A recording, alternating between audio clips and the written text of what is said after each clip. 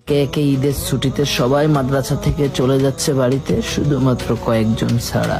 এমন কিছু লোক মাদ্রাসাতে থেকে গেছে যাদের যাওয়ার মতো কোনো জায়গা নেই, ঘর নাই, এমনকি মা বাবাও নাই। এরা এতিম, এদের চাহিদা পূরণ করার মতো কেউ নাই, এদের ঈদে নতুন পাঞ্জাবি কিনতে বায়না করার মতো কেউ নাই। হুজুর আসি, আসসালামু আলাইকুম। আরে এই তাহলে গেলাম, হ্যাঁ ভালো থাকিস। এ দাঁড়া রিপাত, আমি যাবো। হ্যাঁ, কিরে দৌড়াস কা? কোনে যাচ্ছিস? বাড়িতে। বাড়ি? রে দাঁড়া, আমি প্যাকেট নিয়ে আসি, আমি যাবো।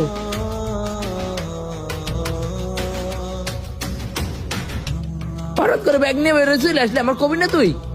চল। এই দাঁড়া, কই যাবি?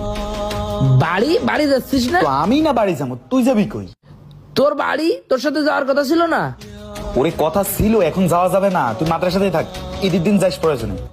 তুই তো প্রথম রমজান থেকেই আমারে বলতেছিলি তোর বাড়ি নিয়ে যাবি, আমিও তো আশায়